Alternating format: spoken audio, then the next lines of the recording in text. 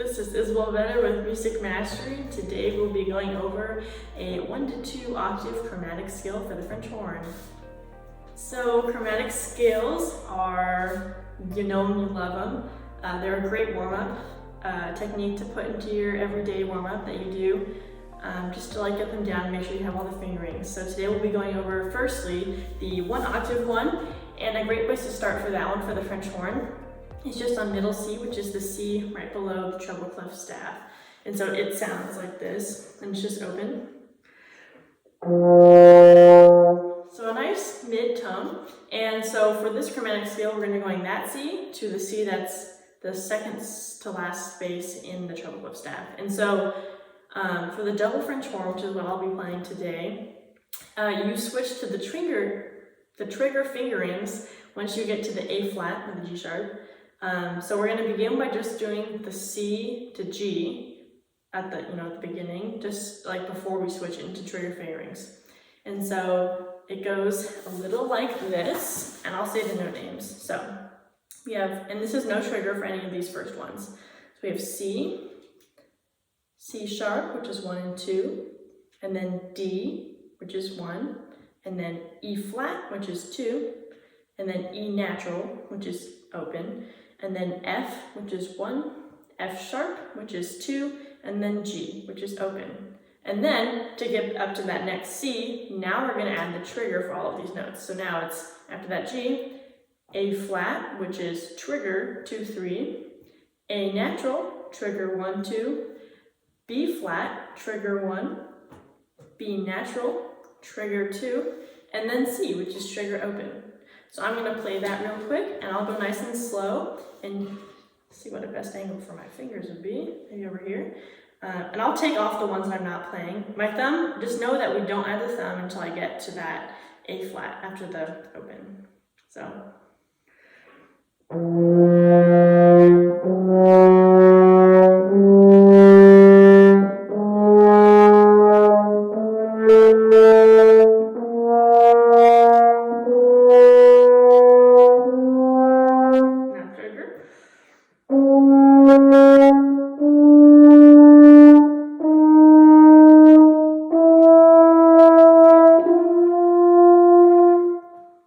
And now we're going to go backwards, so starting on the trigger fingerings and going down to the no trigger. So I'll do that nice and slow.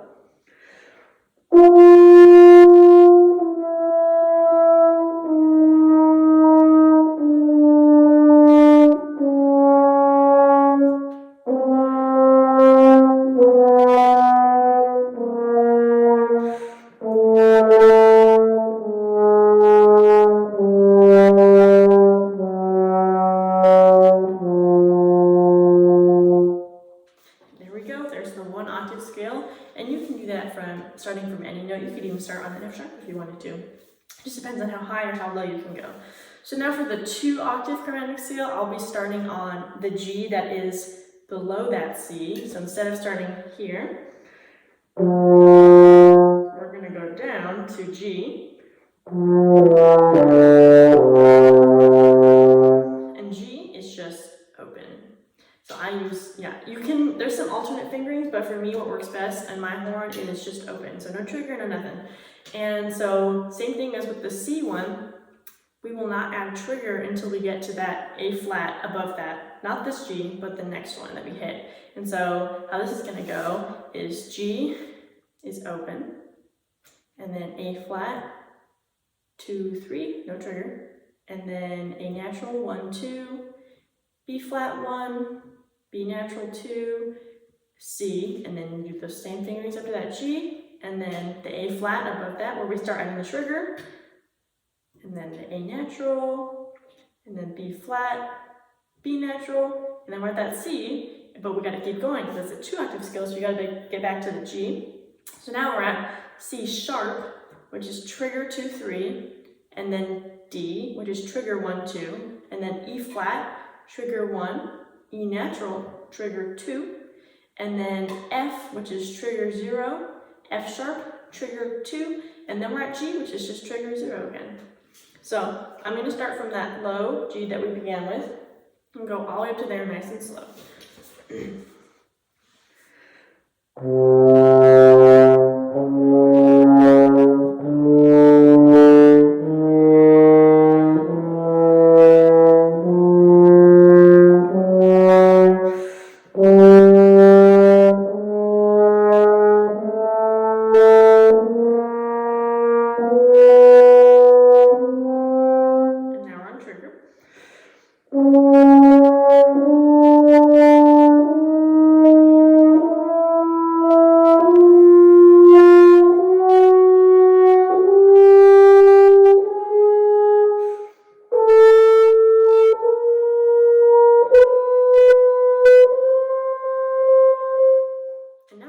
the opposite way. So starting from that high G with the trigger side, going down once we get to that next G, no trigger. So undo that.